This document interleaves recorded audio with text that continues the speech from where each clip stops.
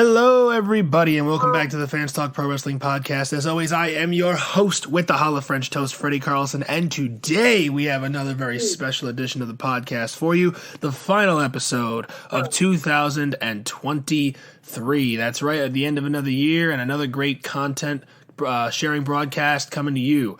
Unfortunately, my good friend on the other side of the microphone and my co-host Angelo Belli couldn't be with us today. He's got something going on, but we send Angelo our love, and together we'd like to wish everyone a happy holiday, Merry Christmas, Happy New Year, and we're very much excited to be back in 2024.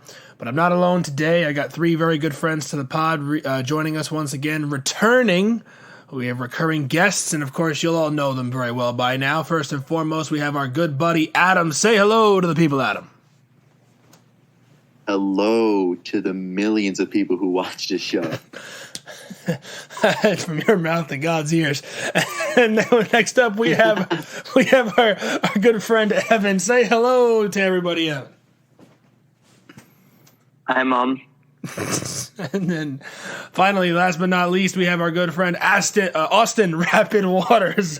Say hello to the people, Austin. What the fuck? Yeah. I don't know what's going on with me today. I'm sorry, guys. My brain is moving too fast.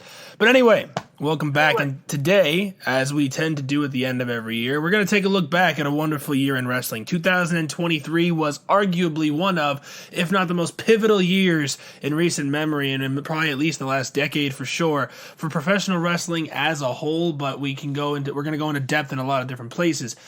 So we're going to talk a lot about our favorite matches and shows, some of our favorite superstars, who we thought did really well, who we think can have some improvement, who's been slept on, who could be, a dark horse pick for next year. A lot of great conversations going to be had between the four of us tonight. I know we got a lot of great things we want to talk about. We're going to talk about a lot of great wrestling and great moments, probably a little bit of stuff that we would hope would have been better, and things that we can look forward to in the new year.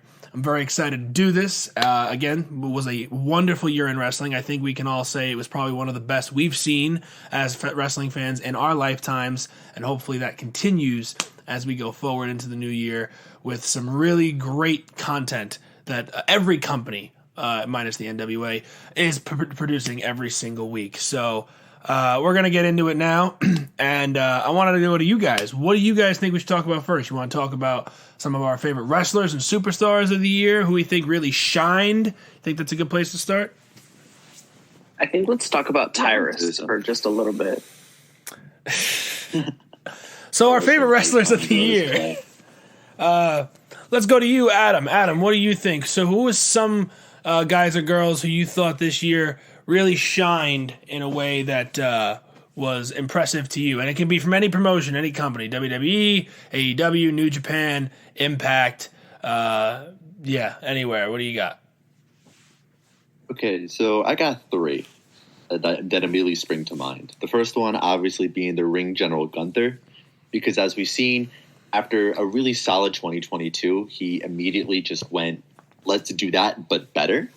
Obviously, he starts out the year going from 1 to last into the final 2 in the Royal Rumble, making it very believable that he would win, and then all throughout the year, he would have incredible Intercontinental title defenses, really elevating the title to such a level that it hasn't seen in a very long time.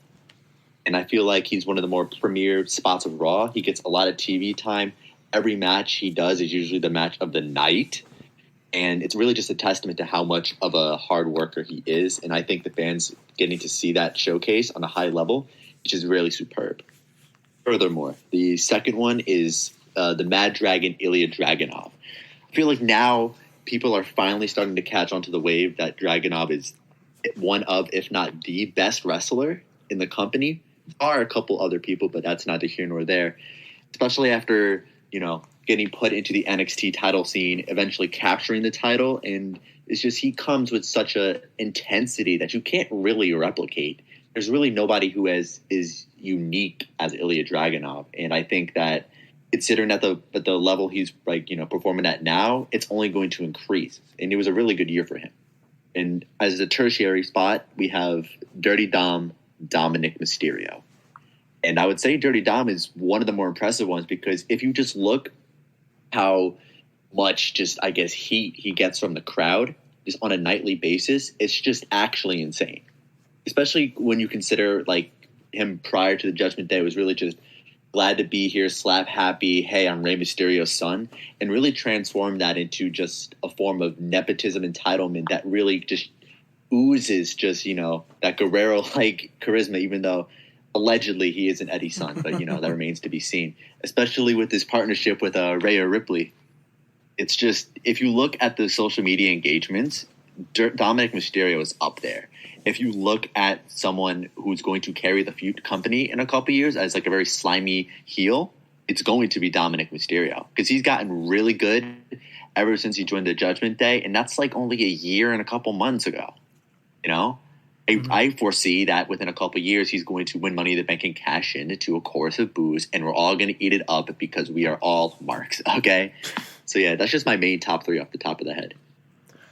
No, I think those are all three really, really interesting and dynamic choices. I especially like the Dragunov acknowledgement because Ilya has really come into his own this year. We've seen, glimpses of his success over the years with his matches against Walter, now known as Gunther, specifically, but winning the NXT title and becoming a main name in NXT has really been a big thing for him, and he's probably not someone that would have popped into my head as the first choice, but I really like his inclusion in this conversation because he's had a really great year, and I think it's only up from here for him, so that's a great point as well.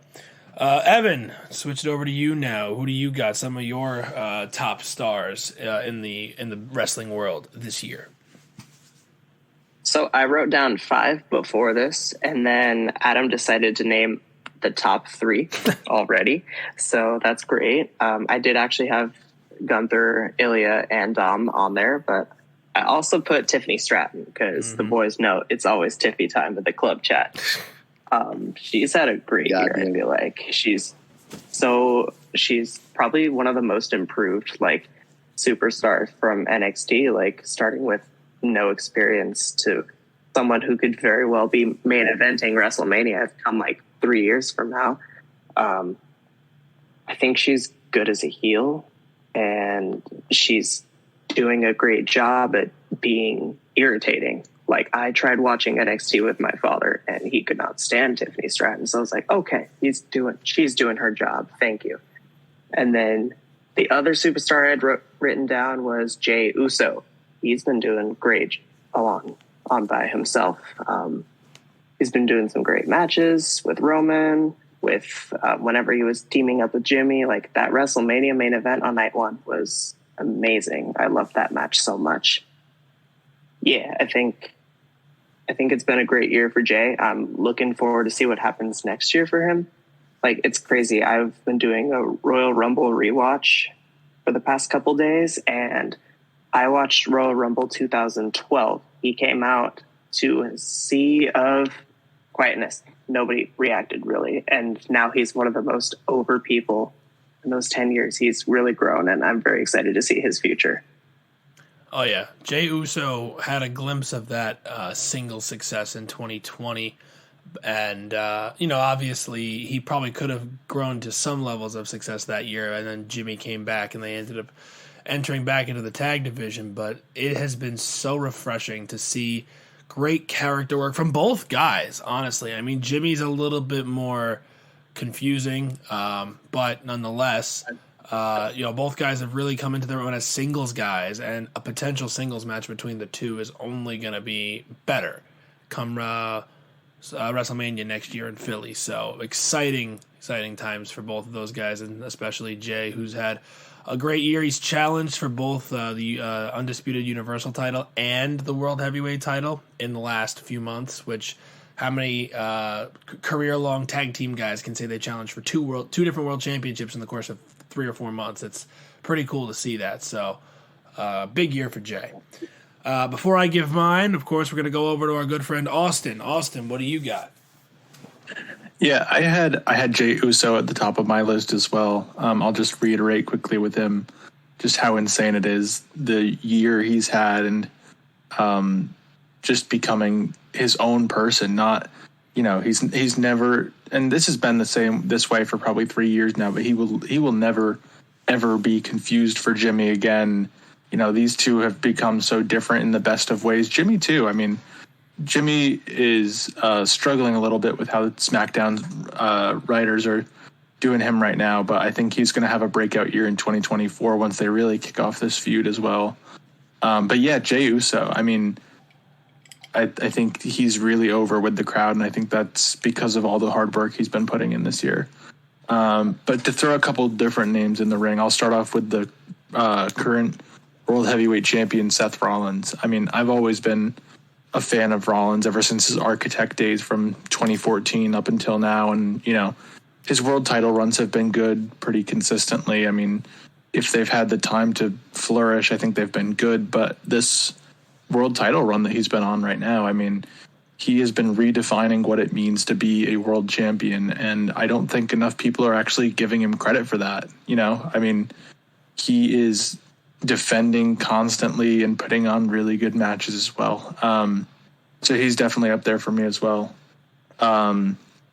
Another person I want to point out is actually an AEW, Swerve Strickland. I mean, talk about someone who, probably 2 years ago now, I think, was released from WWE, if I'm not mistaken. And he hasn't always, at least in WWE, I mean, he had a couple of shots in NXT, but I mean, he was never really able to reach the levels of success that he's having right now, especially in the Continental Classic, which I'm sure we'll talk about later. But yeah, I watched that Texas Death Match with Hangman Adam Page and instantly saw, I mean, I was already a fan, but I instantly saw that he is a star, bona fide, undeniable star. And yeah, I kind of hope he wins the whole Continental Classic, but that's just me being a little selfish there. And then one other person I want to quickly point out is Rhea Ripley. I mean, talk about someone who has completely redefined the women's division, like around her. She obviously was a very big player in the women's division even 2 years ago when she won the Raw Women's title at WrestleMania 37. But just this run that she's been on has been completely game changing. And I really don't think there's anyone right now that's on her level, maybe with the exception of a couple people. And I am just so stoked for what she's doing in Judgment Day and on her own, for sure. Well, you know what they say, mommy's always on top. But anyway, Swerve Strickland is a great one, and I'll give you a hot take right here, but I think Swerve Strickland will be the next AEW World Champion. I think he dethrones MJF, and I really have very little doubt in my mind about that. Swerve is a hot commodity. He is on the rise. The fans are going nuts for him, and I think he's going to get the same kind of into a same kind of situation that MJF found himself in, where he was so good at being bad that he became a babyface because he was so good at being bad. And and now I want to pivot to my guys, and the first person I want to bring up is MJF, and I feel like we can't be remiss and think, well, MJF has been world champion since November of 2022 now, so we're talking over a year, and it almost seems like it's gone under the radar. And now normally you would think, hey, well, a world champion's been champion for a year, and it almost seems like it hasn't been, and maybe the title's forgotten about. No, I think that's actually the opposite. MJF is the star of AEW television now. People are paying to see him. People want to know what he's going to do next. His stories have tended to be the most entertaining, the most enthralling, night in and night out, week in and week out. And something with MJF that happened this year that I don't think anyone ever expected was seamlessly, flawlessly, and almost overnight. He went from the most hated, despised heel in the business to the most beloved and popular babyface in AEW, and one of them, if not overall, in the entire business. He became the biggest scumbag, and the first time I think anyone's ever chanted, "He's our scumbag," and loved him for it. And that's a testament to how good he is, how hard he's worked, and how much effort he's put into this reign. He has not phoned it in. He has not shown up to work and just did a half-assed job in the ring with some guys that he probably shouldn't have. Hell, I refer to Wrestle Dream. He wrestled a 2-on-1 handicap match against the Righteous of all teams, and he put in a shift that night. He could have phoned it in, and he didn't. I watched that match, and he put in a shift. So, goes to show MJF is a star. He has worked his ass off this year, specifically in the second half of the year. He's working twice a night sometimes. He's wrestling everybody. He's one half of the Ring of Honor Tag Champions. He's had the hottest story going with with Adam Cole, and then with this whole Devil storyline. I think MJF is AEW's MVP without question. And, it's almost that time for the bidding war of 2024. We've always said, here it is. It's about 2 weeks away from now. What's going to happen? Is MJF going to stay in AEW? Is he going to head over to WWE? I think he stays where he's at, but I think he won't be champion much longer, but I think he stays where he's at, and he has a lot more years to grow in AEW. And another guy I want to bring up, heading back over to WWE now, is LA Knight. And, LA Knight is arguably their fastest rising star, no pun intended on their nickname for him, but, LA Knight quickly became the face of SmackDown in a time where Roman Reigns was absent for much of that time. I really didn't even notice it myself. In terms of tuning in until Money in the Bank in London, and when he got to London and that place erupted when he came down that aisle. You almost could tell, like, something special is happening here. It felt very similar to the kinds of reactions that Sami Zayn was getting earlier in 2023, and Daniel Bryan and Kofi Kingston were getting years and years ago during their runs. But what I like what WWE has done with LA Knight is this slow transition to the main event spot. And what the test of that was his match with Roman Reigns at Crown Jewel. You can't tell me that anybody would have walked in to the day one of 2023 and said, yeah, LA Knight's going to get a singles championship main event match against Roman Reigns on pay-per-view. I don't think anybody ever imagined that happening, but it did. And it was a really good match. The finish was typical Bloodline BS, but LA Knight's still over. He's still madly popular, and he's got such a high ceiling in this coming year and beyond, and he'll be world champion one day. And this slow burn build, which has allowed the fans to see more of his character, to see more development, LA Knight's really got a high ceiling. And I'm really looking forward to what he's going to be doing in 2024, specifically with a likely match against Logan Paul at WrestleMania. I'm very excited for that. So we will have to see exactly what goes down with him. But yeah, those are two guys I wanted to spotlight. All of the people we've mentioned, really key players this year, breakout years for a lot of people. But overall, it's been a really great year for everybody who we named in this discussion. So, anybody else you guys want to spotlight before we move on to the next topic? Keep it rolling. Yeah, just one more person. Yep. All right, yeah, just one more person that I'd like to highlight is Tetsuya Naito. And I feel like this went under a lot of people's radar because I feel like a lot of people haven't been really watching New Japan this year because all the hardcore fans who used to watch New Japan now watch AEW. But just for some little insight as the resident New Japan expert here is that Tetsuya Naito won the G1 Climax this year, right? He defeated Kazuchika Okada in the finals, and he's poised to face Sonata at Wrestle Kingdom on January 4th, right? But what I find interesting is that Tetsuya Naito finds himself in a very similar predicament that Hiroshi Tanahashi found himself after winning the G1 Climax in 2018. Whereas, after so many, for reference, Naito has had a bit of a rough year.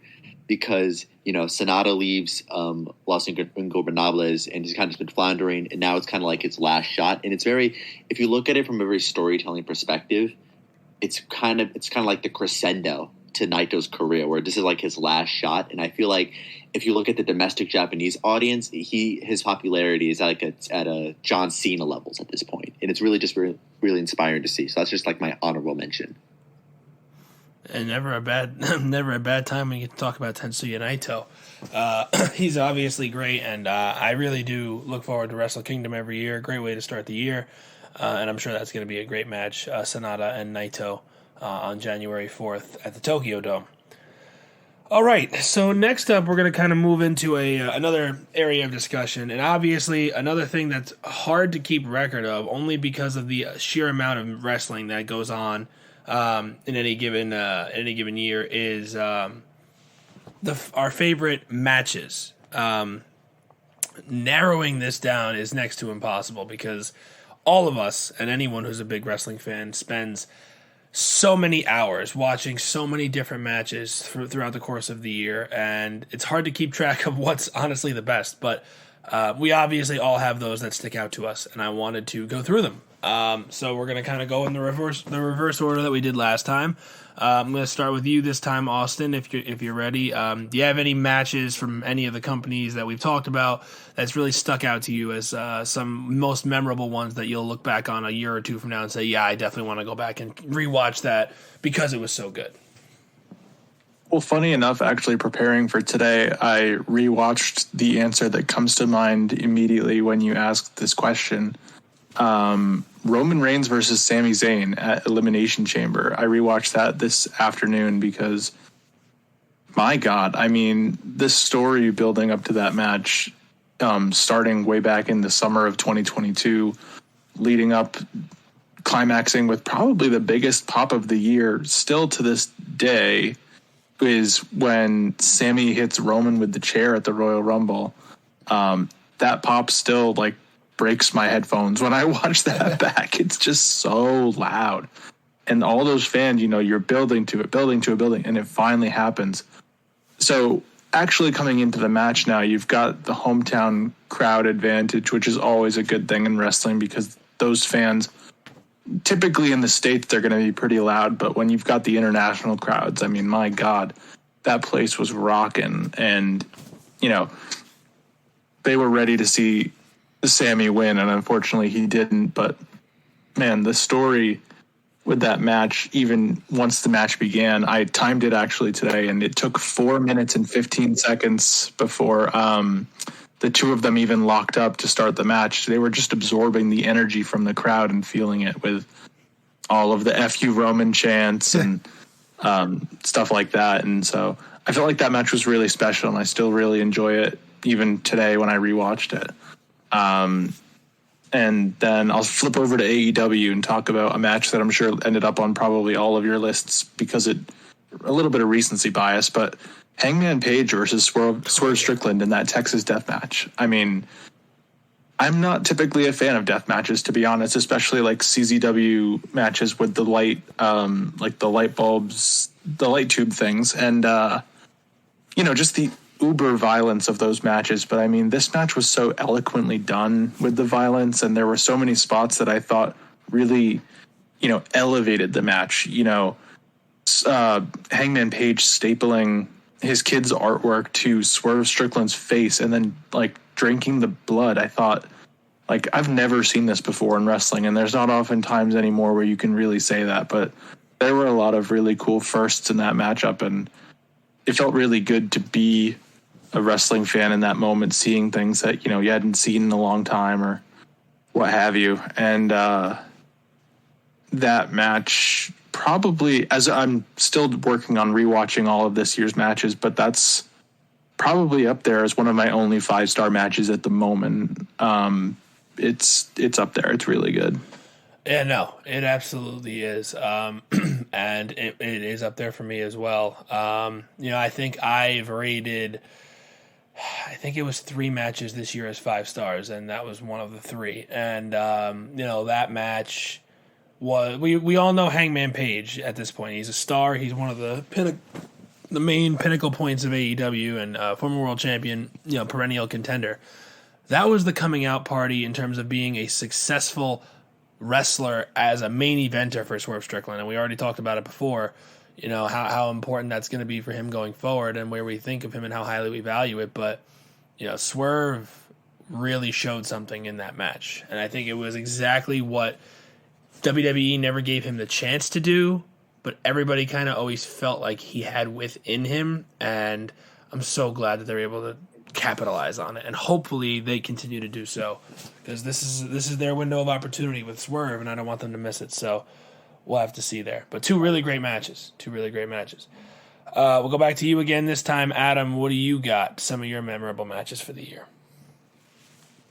I think the most memorable match from this year is honestly it's out of all the great matches that have come out this year, there's only one that should be at number one on everyone's list, and that is Sami Zayn and Kevin Owens versus the Usos, WrestleMania Night 1's main event. And because just from a pure storytelling perspective, it's like people like to say that pro wrestling has like magical tendencies and magical qualities towards it, and this was just one of those moments. You know, even if you just look back at the entrance and just look at how Zayn and Owens just, you know, really just captured the moment of finally making it, both more so Sami Zayn because Owens has already had that main event, but just, you know, two best friends in the main event of WrestleMania. It's like you just can't write this stuff. You know what I mean? Especially with the fact that it's like the tag titles were held in such reverence for a company that traditionally doesn't really care about the tag titles. It's really just a crescendo of just multiple storylines, and just the ending was just fantastic, especially with the whole 2014 Sami Zayn versus Adrian Neville callback with like the zoom in on his face before he hits the third haluva kick.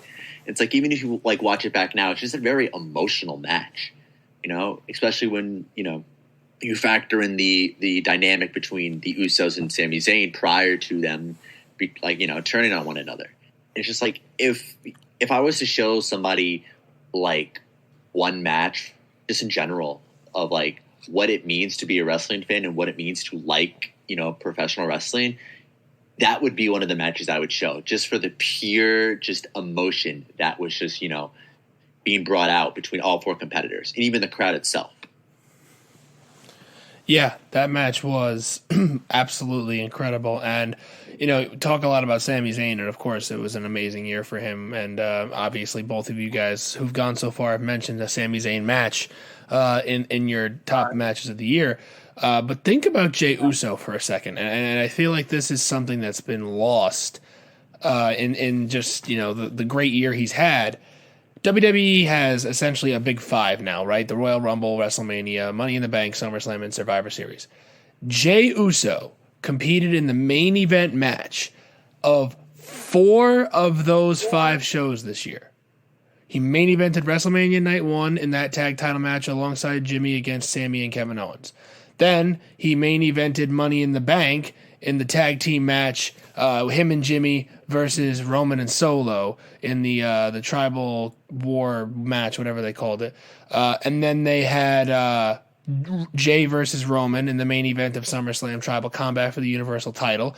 And then he was in War Games against the Judgment Day at Survivor Series. So 4 out of the 5 big format pay-per-views main evented by Jey Uso, and he was standing in the ring and a focal point of the final moments of the Royal Rumble, walking out after Sami turned on the Bloodline and not being a part of the beatdown on Sami.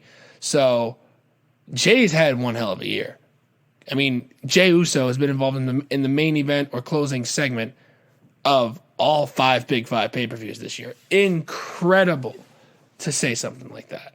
And I feel like that's something that we can't lose sight of either, amidst all the great things that we've seen. Evan, what do you got for your most memorable matches of 2023? 2 of them came to mind. One of them was Charlotte Flair versus Rhea Ripley at WrestleMania as well, where I did not have any hype going into that match whatsoever. And I think I kind of share that with a lot of people. Is it's another Charlotte main event. We don't want to see her again in the title match, but of course she's the champion, so she has to bring it in. I really thought that they were going to go with Rhea versus Bianca for this year, but when they didn't, I was kind of disappointed because I've been really wanting to see that one at Mania, but since they didn't, I was like, okay, I guess we'll see what happens. And they really blew me away. I did not think that Charlotte was going to go to the level that she went to at Mania, because they really stole the show. And well, they stole the show up until that point anyways, because obviously Sami and Kevin versus the Usos was right after that. But like some of those hits and bumps were like, they looked painful. Like I was kind of concerned at some points. I'm pretty sure there was a spot where I think Charlotte got dropped on her head or something like that, or at least it looked like it. And let's see, the top rope riptide was cool. It was a good moment for Rhea to get that big win.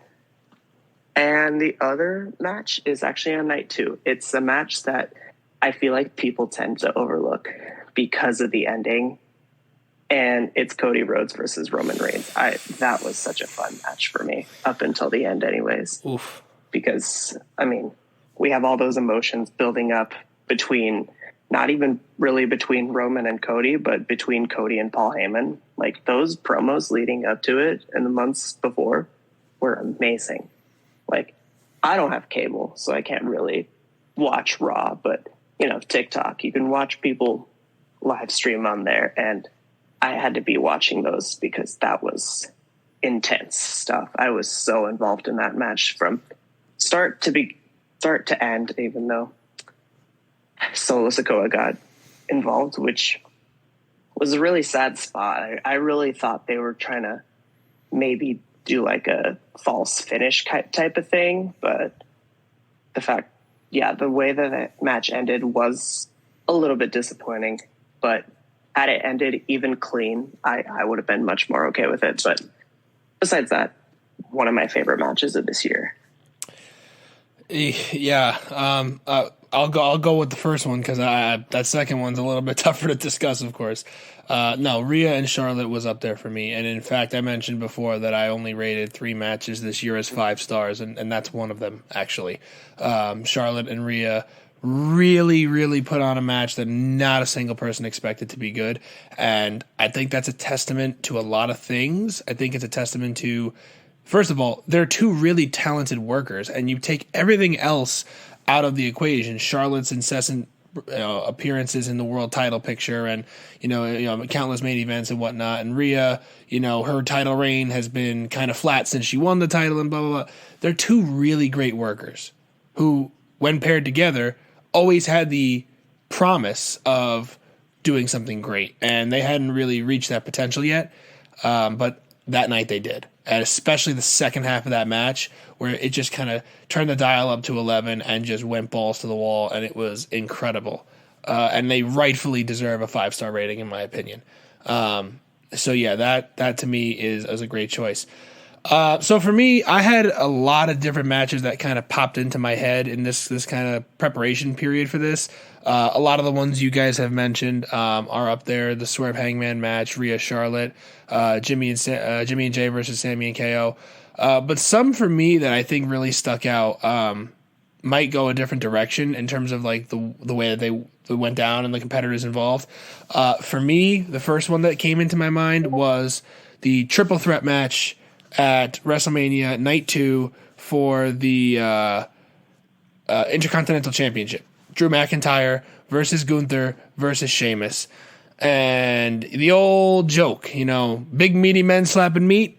Oh my God. You want the perfect example of the big meaty men slapping meat? I think that's the night the meat chant was born.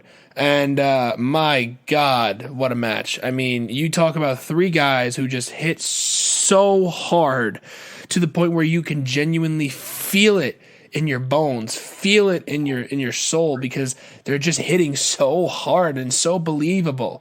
That is my highest rated match of the year, my favorite match of the year, and I don't think anything could have topped it really after that night. And, having seen obviously what's come since, some really, really good work from a lot of guys and girls who've come after the fact, but that one was the cream of the crop, in my opinion. But to give a couple other alternatives, I know we've talked a lot about WWE. I do want to shed a little light on AEW. I feel like they had some really great content as well. Obviously, we talked about Swerve Hangman, but another one that I really think people need to give the time of day to is, and this might come as a surprise to you guys, Jon Moxley versus Orange Cassidy at All Out in September.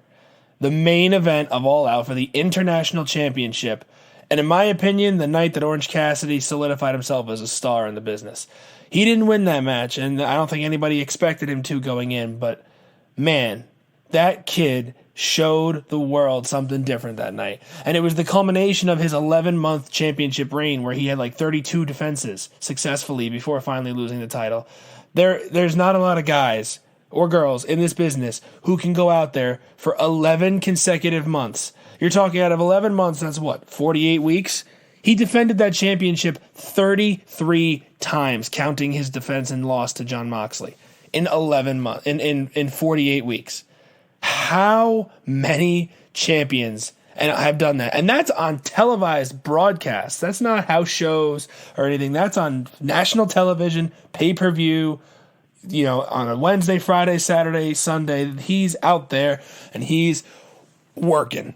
And I really think that if you haven't seen that match, it's not a 5-star classic, but it's one of those matches where you really want to see Cassidy come through and win. And he makes that believability so investive. I really loved that match. And then one final one that might again come as a bit of a shock to people. Going to Payback in September, and Evan, I think you actually sent this in the chat while I was talking. The steel cage match between Becky Lynch and Trish Stratus, and obviously that feud dragged on for way too long and had so many things that I don't think anybody really liked. But that match, too long. Exactly. That match on that night was, it's what you would expect between the generational clash of the greatest women's superstar of today against the greatest women's superstar of yesterday, so to speak. Two of the all-time greats, and Trish and Becky having that instant classic that they both deserve to have with one another because they're two greats, they're two goats, and I think that that match really solidified it for them, and really showed something special in what Becky is still able to do, and the fact that Trish, having been away for so long, can still go at such a high level when needed. Just so many important things with that.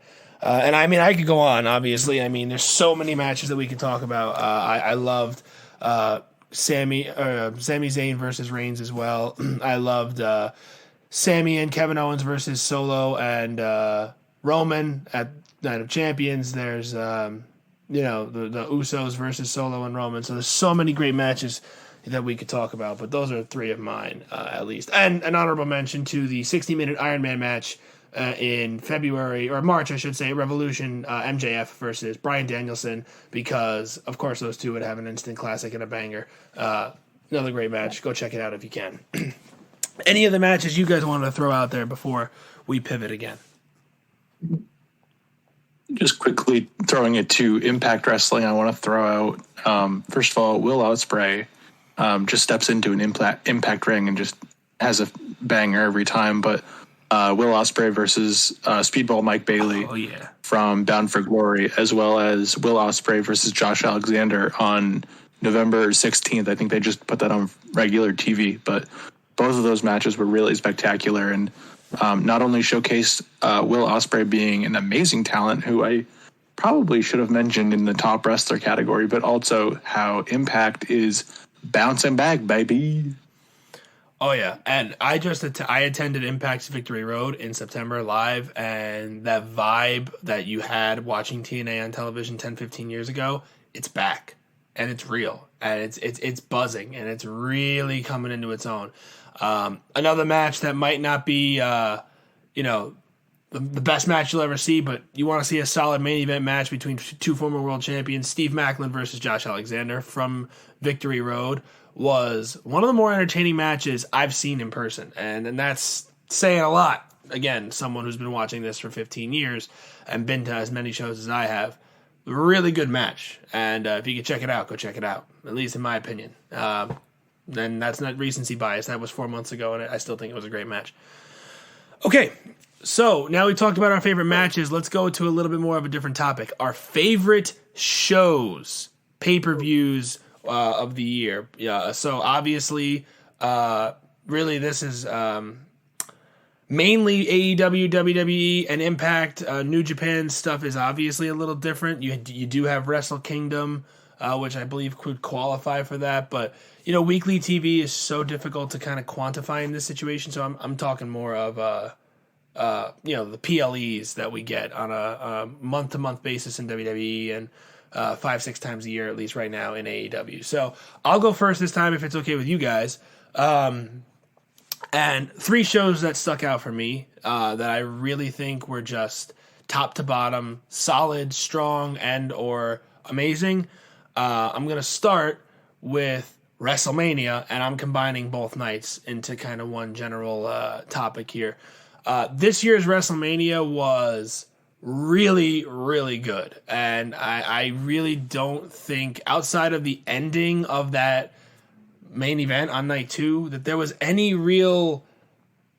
Okay, John Cena, Austin Theory was bad, but not really bad. It was a really strong night, 2 nights of wrestling, and it's everything that you want WrestleMania to be. The biggest stars, in the biggest matches, in the biggest moments, and you really felt like it was all big and had a purpose and meant to be there. And WrestleMania for me was up there. Pivoting to AEW, I do feel like Forbidden Door, and I mean, are we surprised that Forbidden Door was amazing? But that main event between Okada and Danielson was just insane. I mean, I don't remember ever paying to watch a pay-per-view. I don't remember the last time I paid to watch one before that night.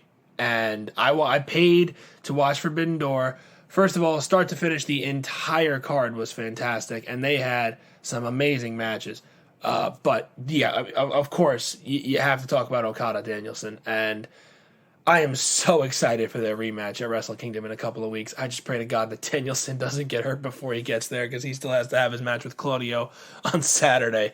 But and potentially, if he wins the block, he's going to have at least a semifinal and final match for the Continental Classic. But I just hope, for everyone's sake, that if you could watch Danielson Okada 2, go do it. I mean, it's incredible, and anyone who doesn't like that match, I don't know how you can't. It's a technical masterpiece, in my opinion. And then the third show that comes to mind, and this one was a little bit, I don't want to say surprising, but really, really strong night of action, and I'm talking about the Backlash back in Puerto Rico, San Juan, Puerto Rico. Not main evented, but main match that you can recall was Bad Bunny versus Damian Priest. And that was just a really fun match, and I think that really helped the show shine. And obviously, having a red hot Puerto Rico crowd on hand helped. So those 3 shows for me were some of the better ones of the year.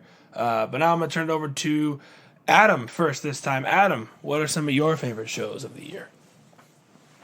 I think my favorite show, at least pay-per-view wise, of the year has to be the Royal Rumble 2023.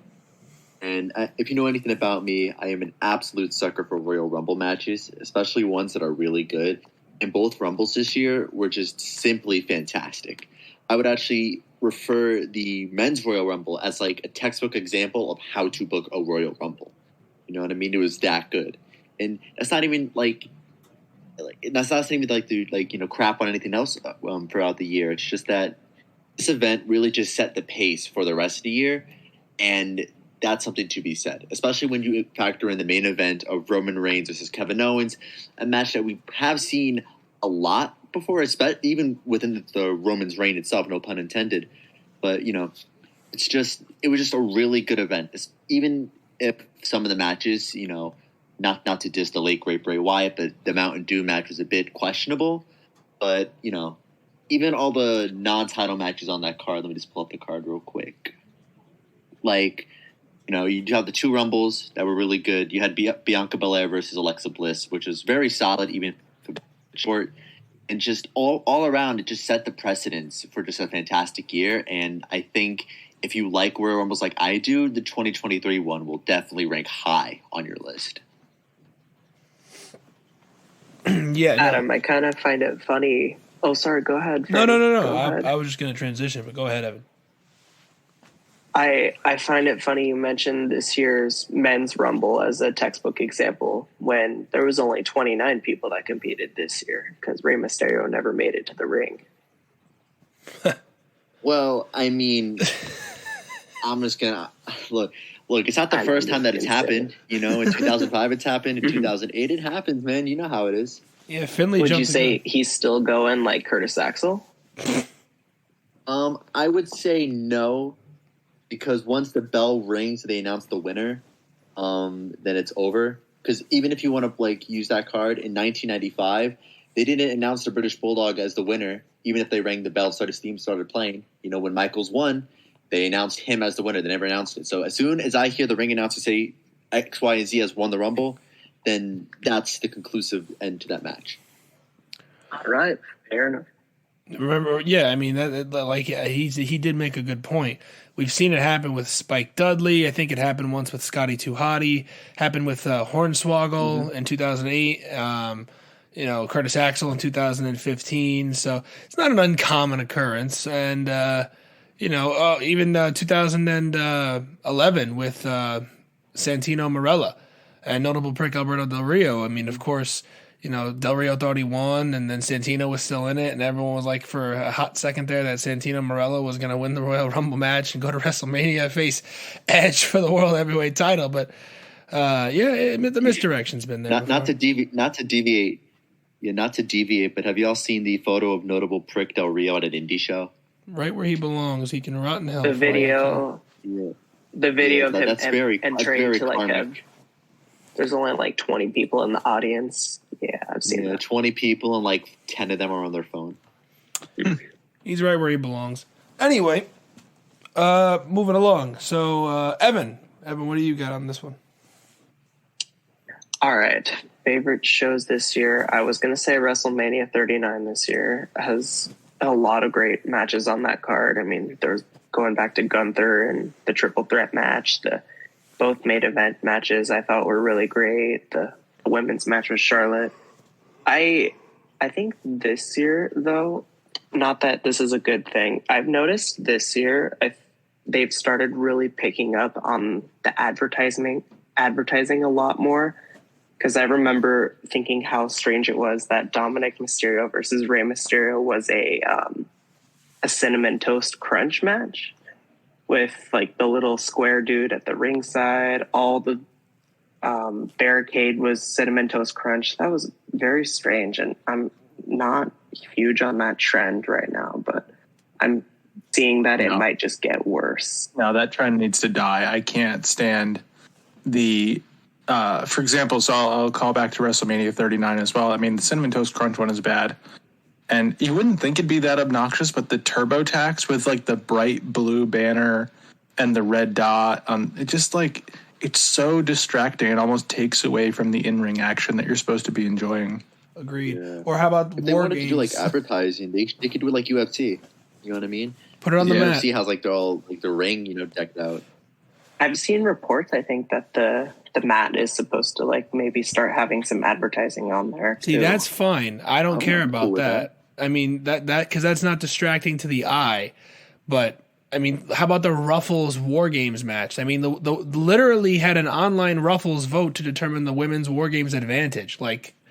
That's not how the War Games advantage is determined. It's supposed to be a ladder match. But anyway, sorry, Evan, continue. I'm just glad it hasn't gone as far as the Pitch Black match. I love Mountain Dew Pitch Black, great flavor. Not as good of a match, if you can even call it a match. And I just watched a video today on a match time. On Parts of Unknown. I watched a video today talking about the 13 worst matches of 2023, and I didn't realize this. I mean, I thought there was more after it before he had to take the hiatus. That was Bray Wyatt's last match. And that makes me so sad that his last match is so poorly received and so going to be so fondly remembered as a dud. Bray was so brilliant, and it just really made me sad to hear that was his final ever wrestling match. Because it was just Wasn't it just his last televised match, if I'm not mistaken? I thought he wrestled LA Knight on a house show. And that was it, but I'm not sure. Maybe he did. The video, I believe, claimed it to be his last match ever, but I could be wrong.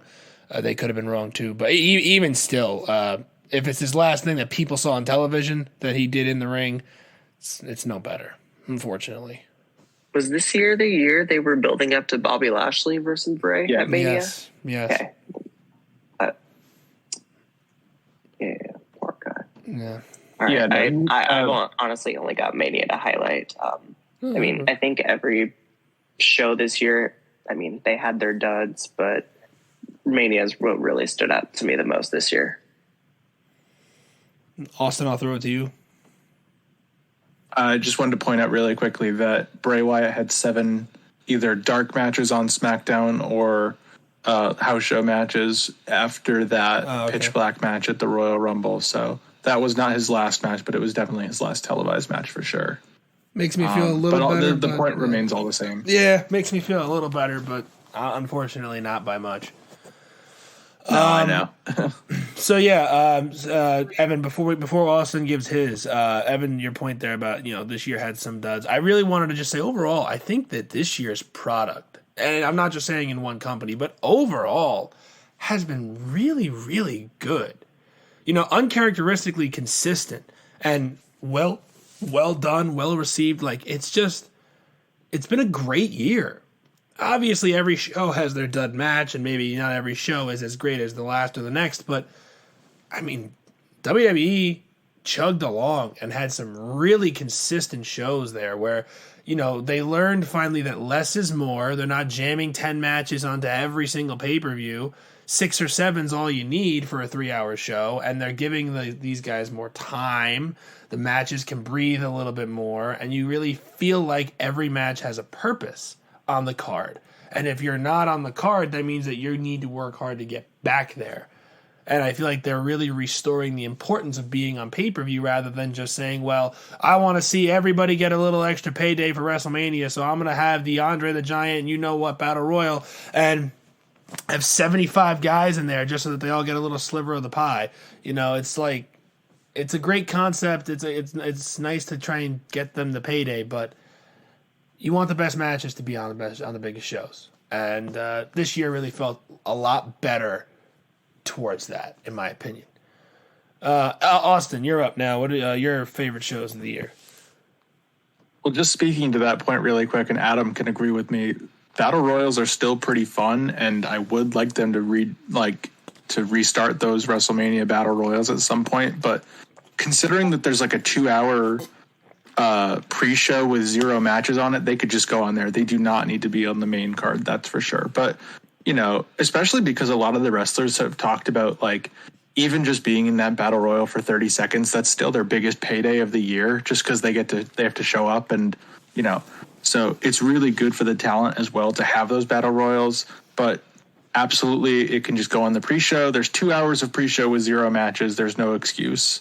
So I just wanted to put that out there because that's could be beneficial. Anyways, I'm still, like I said earlier, I'm still really working through my end of the year binge, which includes rewatching all of the pay-per-views from WWE, Impact, AEW, et cetera, et cetera. So I'm still working on that, and I don't really have a definitive answer to this question. So instead, I'll take my time really quickly to highlight how cool it is that WWE has been branching out a lot more with their locations for these premium live events.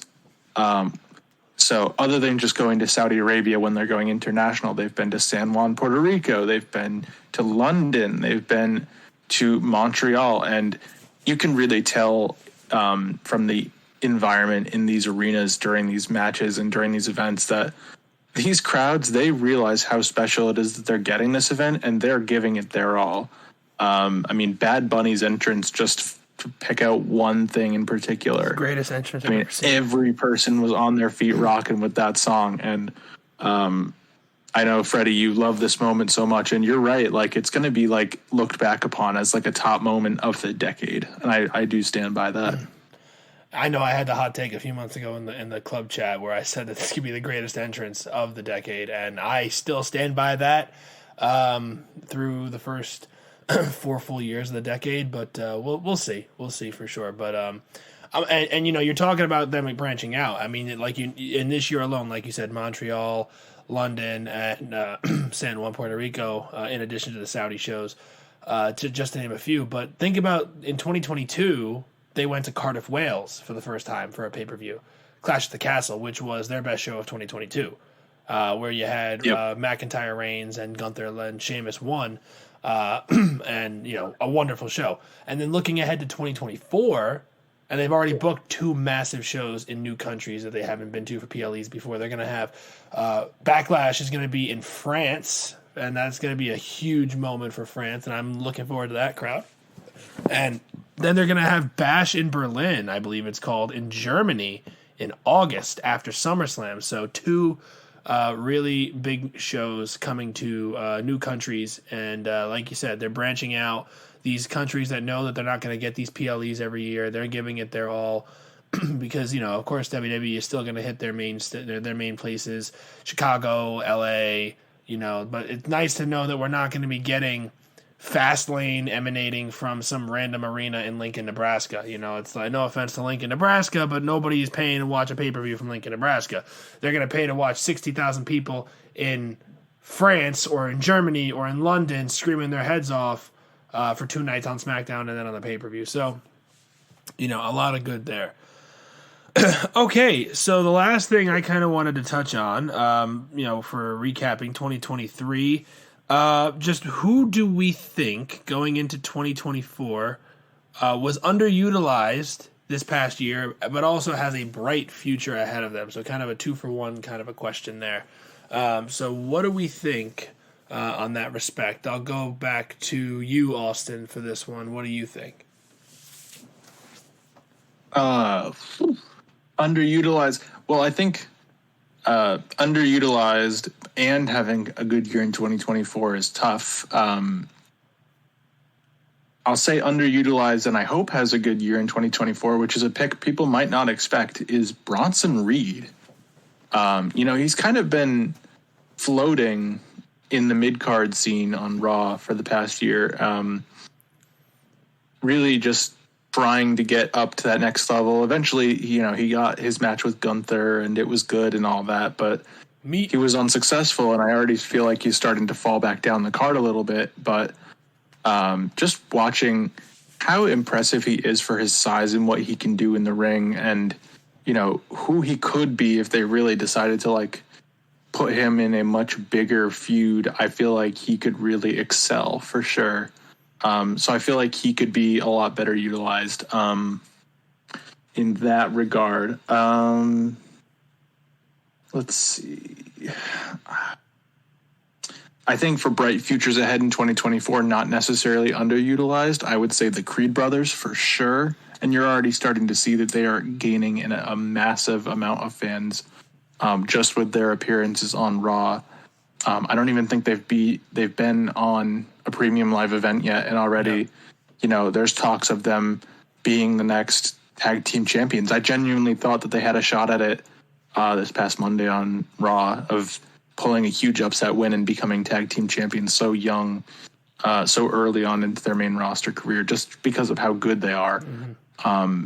And it's not a prediction, it's a spoiler. I do believe they will be tag team champions by the end of 2024, just because of how good they are and how in demand they will be going forward. Our resident wise man with a hot take, but not so hot, because I agree. I think for both of those takes, Bronson Reed definitely still has a ways to go with his character, but I think that he's got a lot of potential, and his in-ring work is very good for a guy his size. The Creed brothers, I think we could all agree, they're absolutely fantastic. And my only critique is that Brutus ball looks like it might kill someone eventually, so they might need to tidy that up a little bit. But besides that, Julius is an insane specimen, and I think the two of them are destined for stardom for sure. Evan, who do you think might have been underutilized this year? And then in turn, who might you think is going to be a bright star coming forward in 2024? To answer both questions in one, Chelsea Green, or however Samantha says it. I think she has been phenomenal since she came back. Was it in the Rumble this year that she came back? Yeah. Yep. Yes, she came back in the Rumble. And her character work has been so great. I think it's a shame that it's been wasted on the tag division for as long as it has. Cursed but tag division. I'm glad the championships are off Piper and Chelsea now because I have big plans. Well, I don't have big plans. I hope WWE has big plans for Chelsea Green because she is a bright star. She's going to have such a great year next year. I know it. I know she's going to be Miss Money in the Bank for sure. I don't think they'll go as far as having her win the Royal Rumble this year, but no. Yeah, she'll definitely get Money in the Bank. Bailey's winning the Rumble this year, and I stand by that. She's winning the Rumble and facing Io Sky at WrestleMania. I think that's pretty easy to see. I thought it was going to be Liv Morgan, definitely. but Liv Morgan's an option, but I think it makes most sense to have it be Bailey. Bailey versus Io. Damage control turns on Bailey, and Bailey turns babyface again. This time, much more serious than just hugging and Bailey buddies and all that. But like a real babyface run now, I feel like is perfect for her. But wouldn't it be funny if she turned face and just went back to like NXT type Bailey? That'd be very funny to see, even if it would be unideal. It would be such a massive step back for her after all the hard work she's put in these last 4 or 5 years. Anyway, and the other, sorry, I have two more people please. That are underutilized, very underutilized this year.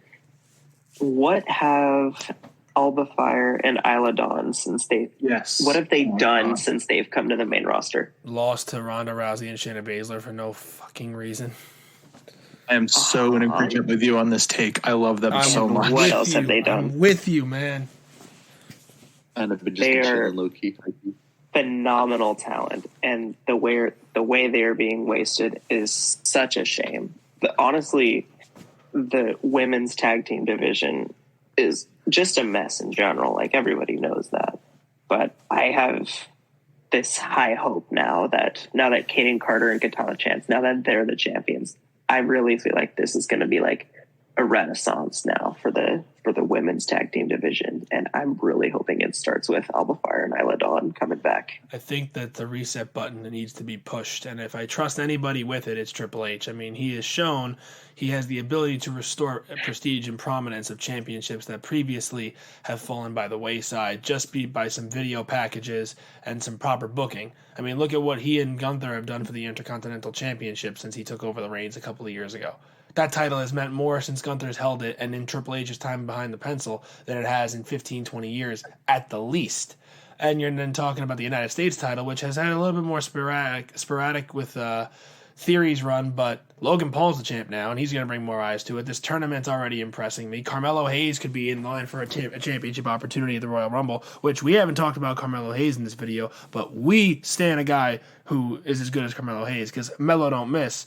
And I also... it's going to be a little bit of a hint for my 2024 breakout star, but we're going to go to Adam first before we get to that. So, Adam, who do you got? Breakout star for 2024 and or someone who you felt was underutilized in 2023? Okay. For my underutilized person, I feel like it has to be Bobby Lashley. Like, what has this man done this year? He feuded with Brock and won the Andre Memorial, and then he decided to fuck off for a couple months. And I feel like, especially with this new stable with the Street Profits, it hasn't really kicked into a higher gear yet. And I feel like 2024 is going to be the year where, Lashley kind of just reminds everybody. Granted, he's not my breakout star of the year. It's just my most underutilized for 2023. But when it comes for the 2024 breakout star of the year, we're just going to have to shift over to, New Japan. And I feel like it's going to be like Shota Umino. You know what I mean? Because he came back from excursion this year, and it's kind of just been, just been floating around trying to, get his identity straight. But even the management is very high on him, and he almost got out of the G1 block. But Shota Umino is going to be the next ace of New Japan. Once Okada decides, he can't run at the same pace anymore, the only logical next step is Shota Umino. And I think 2024 is going to be the year where he showcases to people that, hey, I'm here and I'm going to run shit in a couple of years. So you better just, watch out. Yeah, I agree. Especially with Bobby. I mean, this new stable has no identity whatsoever. And it's a shame because I was super excited for it at first. So hopefully they straighten that out. And I'm not too familiar with Shota Umino, but hey, you're our resident specialist on the all things New Japan, so very much excited to see what he could do. If he's got some good work coming, I'm looking forward to watching it. So for me, when it comes to underutilized, mine is actually a tag team, and in the likes of DIY, Tommaso Ciampa and Johnny Gargano. Now I know Ciampa was hurt for a bit, and then he came back, and then Gargano was out for whatever reason. But I just feel like these are two Triple H guys through and through, and you kind of just I expected them to have a prominent role. Now I was huge fans of theirs in NXT, and I know the casual main roster viewer who wasn't a big NXT fan back in their black and gold days isn't going to be as familiar with their work, but they naturally got over in NXT because of the charisma and the talent that they have and the ability to just put on great matches with anybody. And I feel like you need to get back to the basics with them, build them up slow, work hard on displaying their in-ring prowess and capability, and also the characters that they are, and especially Johnny being this wholesome guy who's just he loves wrestling, and this is his favorite thing to do, and I feel like that they can really take that a long way, and I do think that DIY will be tag team champions sooner rather than later, although they're not my breakout stars for 2024, because my breakout star choice for 2024, and I'm gonna go in the I'm not gonna do it like Booker T, but I'm going to say it as best I can. Whoop that Trick. Trick Williams is a star in the making, and man, you can't deny that man has the it factor. If Carmelo Hayes is the next guy, Trick Williams is going to be right there by his side for the next 15 years. Because in the last few months, Trick Williams went from Carmelo Hayes' sidekick to a world championship contender at New Year's Eve against Ilya Dragunov. He is the most over guy in NXT. He gets everybody hyped. His character is very easy to transition to the main roster when the time comes. And people will get behind him because he is believable. He's the underdog. He's the guy that you want to see succeed. And I'm looking forward to NXT champion Trick Williams come New Year's 2024. Not saying he wins it at New Year's Evil, but in 2024, Trick Williams will be the NXT champion. That's not a prediction. That is a spoiler. Yeah, I'd like Trick to think, James, bitch. I'd like to think Trick Williams is probably going to win it by summertime. Yeah. If the story runs the course like I think it's going to right now, I believe we're getting a triple threat at Vengeance Day with Ilya, Carmelo, and Trick all vying for the title, and then Ilya will retain again. I don't know who he'll defend against at Stand and Deliver, maybe Dijak. But that's Stand and Deliver is where we'll get the big payoff match between Trick Williams and Carmelo Hayes. And once Trick Williams beats Hayes and Hayes has his send-off to finally join the main roster as a permanent part of Raw and or SmackDown, he'll be able to focus on becoming his own man, like he already has, I guess, and win the NXT championship. I'm sure of it. And speaking of NXT, I got to give one guy a little credit, and you guys are never going to believe who I'm about to give credit to for having a really, really strong run in NXT these last few months. I can't believe I'm admitting it, but Baron Corbin has been really good these last few months, and he's really shown some glimpses of the guy that everybody saw in 2015-16 when he was coming up, and who he could have been, and who he should have been, and not what he became for those 4 or 5 years of godforsaken monotony that he just provided this constant, incessant, boring, dull tone in my ear. But he's been good, and I can't deny it, and hope for more of it in 2024. Maybe they'll actually continue to change my mind on him. I'm going to make sure I record that for next year's podcast. Right, so that you can throw it back in my face when he wins the NXT title, and I have to suck it up and deal with it. Mm-hmm. Anyway, any other thoughts on 2023 as a whole before we wrap this baby up? Is it good or bad that we haven't talked about CM Punk? Good, yeah. All right, let's leave it at that then. I think that CM Punk's 2023 has been controversial, and I don't think it's worth talking about. I think his 2024 will dictate. I hope we can talk about him in 2024 if we do another episode like this, because I really want to be able to say good things about him. But I will say that I'm now starting to see I don't think it was a lot of his fault in AEW. I think he was being provoked by certain members of their roster and kind of being forced out in a way by a certain Jack Perry. Yeah, I think for the sake of brevity, with the way AEW runs their company, granted, I don't, obviously I don't run a business, but it seems like it's too tense. You know what I mean? If you don't fit a certain narrative, you're not going to do well there. And I feel like Punk was there because, he was paid a lot and it does numbers, and that's all fine and dandy, but, it isn't like him, like it's too, when you're a company whose one of their telltale, marketing points is, hey, we're not WWE. And I feel like that just sets the ground for just a lot more just toxicity. And that's really just not good to have in a company, regardless of success.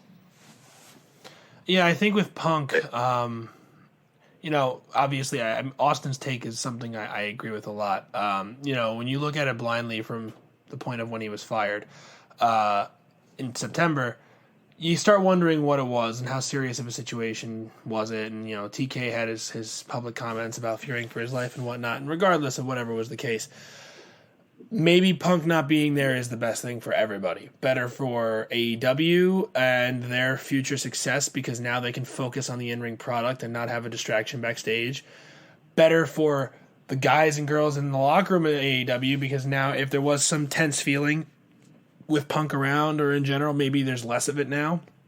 And it's better for Punk because aside from all the drama that happened in his first WWE run, I think we can all agree that WWE has kind of always felt like CM Punk's home.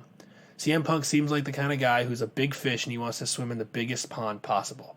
And he was the biggest fish in an AEW pond that had a couple of big ones there, Jericho, Danielson, Omega, whatever. But he was always the biggest one when he came in. In WWE, he's not the biggest fish. By far. He is one of the biggest, but he's on par with the likes of Seth Rollins and Cody Rhodes and Roman Reigns and Randy Orton. And so now you're not looking at CM Punk to be your number one guy forever and always. He doesn't have to be the guy who is the only one drawing numbers. There's guys and girls up and down the card drawing numbers. The guys I just mentioned, plus Gunther, Becky Lynch, Sami Zayn, Rhea Ripley, the entire Judgment Day, Kevin Owens, Logan Paul. I can go on. But now CM Punk has a chance to just be a part of the machine. He doesn't have to be the machine, if that makes sense. And first impressions are everything. The first impressions that I get of him coming back to WWE seem very positive. Being at the Performance Center, talking to talent from what it seems like he's been doing, especially the younger talent, that's where Punk's strength is going to come. He has a lot he can give the business, both in the ring and out of the ring. We all know that he'll give it in the ring as long as he can, because he's still good at what he does. He's not the best in the world anymore, but he's still good at what he does. But if he can start giving back behind the scenes, that's where his strengths will come as they go. And I really hope that a year from now we can look back on 2024 as a banner year for Punk, having great matches with a lot of different guys and developing into a really reliable and loved backstage hand, learning how to pass on to the next generation. That's what I'm hoping for, and I think that that's what we can leave it at, because this situation seems like best case scenario for everybody, and WWE makes more money, AEW can still do their thing and hopefully make money with less drama. And, even if the eyes are away of it, I don't know how many eyes are leaving because of CM Punk leaving, but we'll have to see,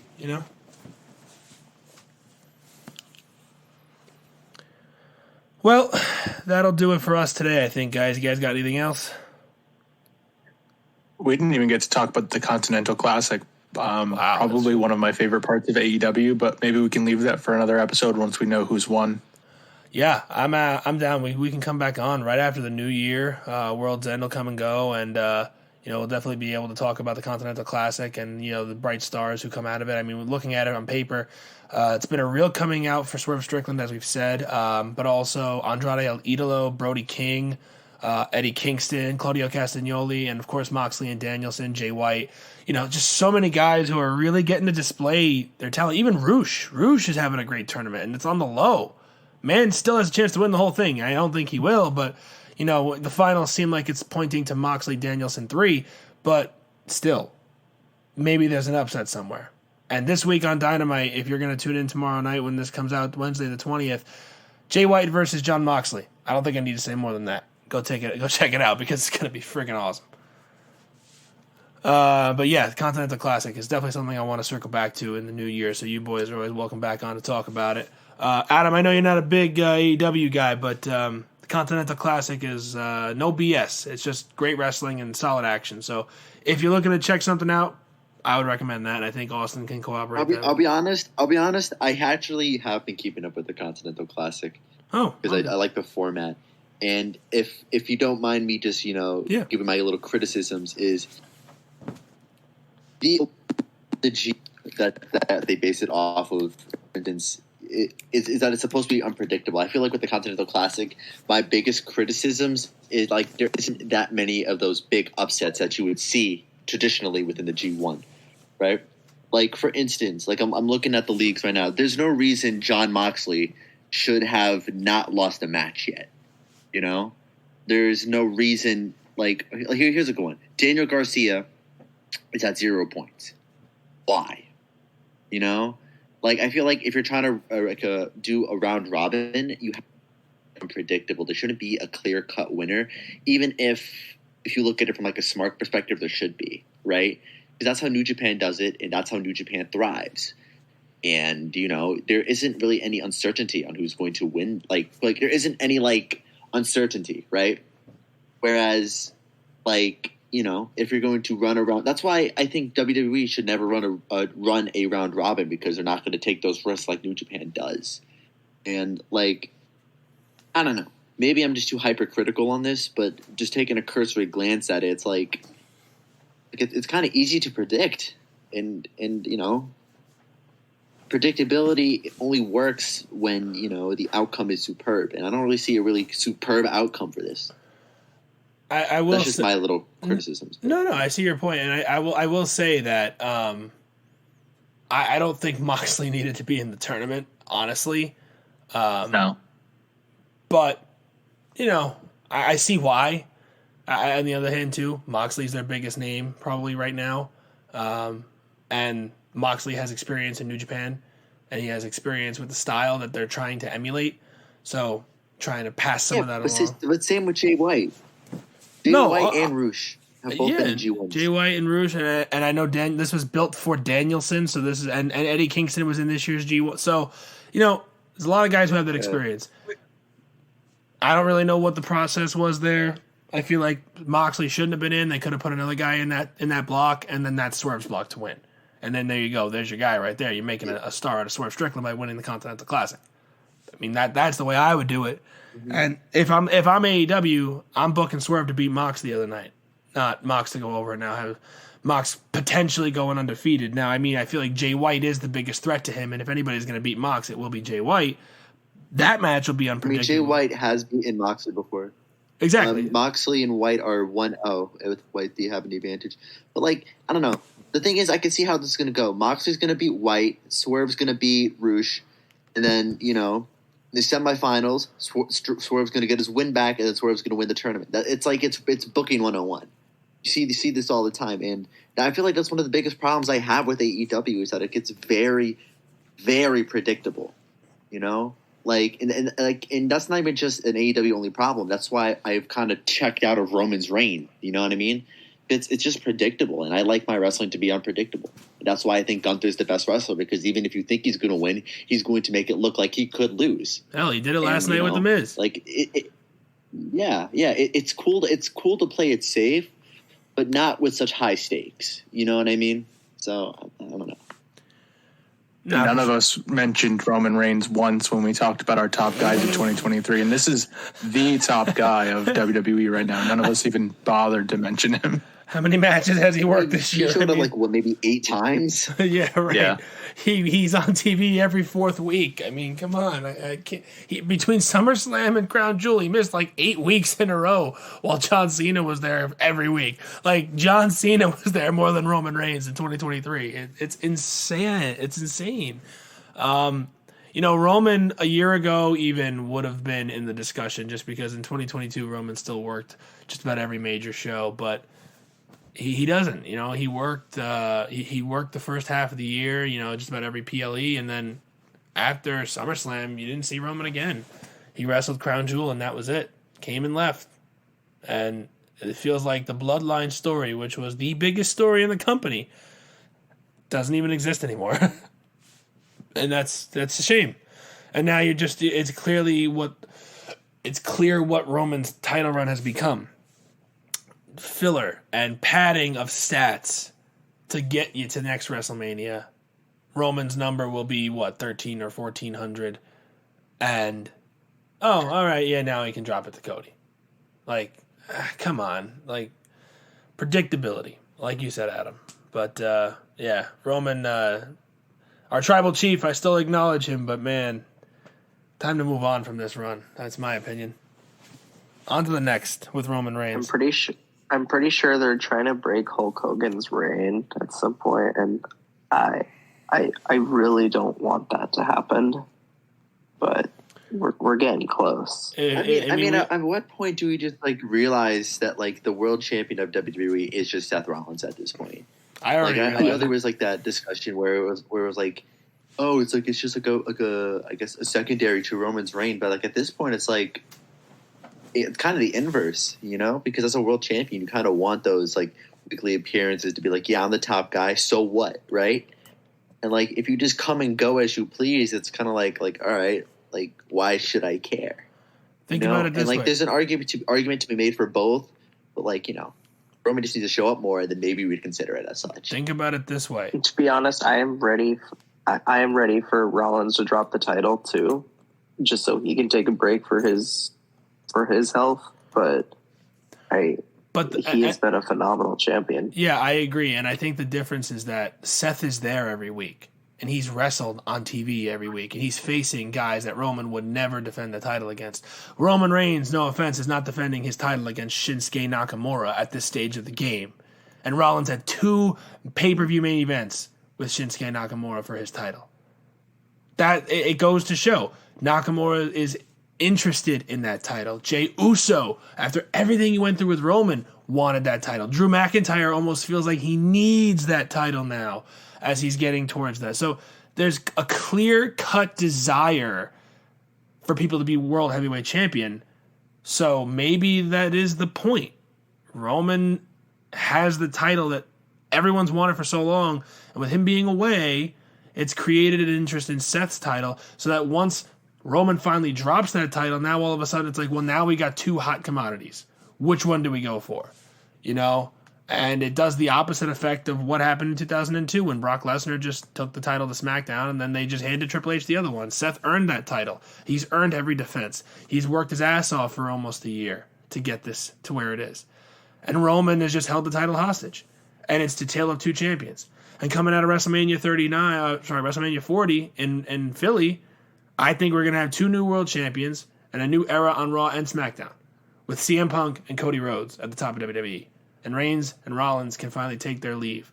Reigns to do whatever the hell he wants. Rollins just to rest his body and then come back and obviously fit back in where it's necessary. But yeah, that's where I see things going for sure. All right, anyway, we went on for a little longer than planned here, but thank you guys so much for joining us once again on the Fans Talk Pro Wrestling Podcast. We'll have this episode up soon, and we're very thankful to all of our listeners once again for another great year. We've been around, I can't believe it, over 3, almost 4 years now since our founding in 2020. So 4-year anniversary is coming up, and later in 2024, we'll be happy to celebrate with you guys when that comes. And we'll be back again soon. So for Adam, Austin, and Evan, my name is Freddy, your host with the Holla French Toast. Thank you once again for joining us, and always remember to never be afraid to be a fan. So long, everyone.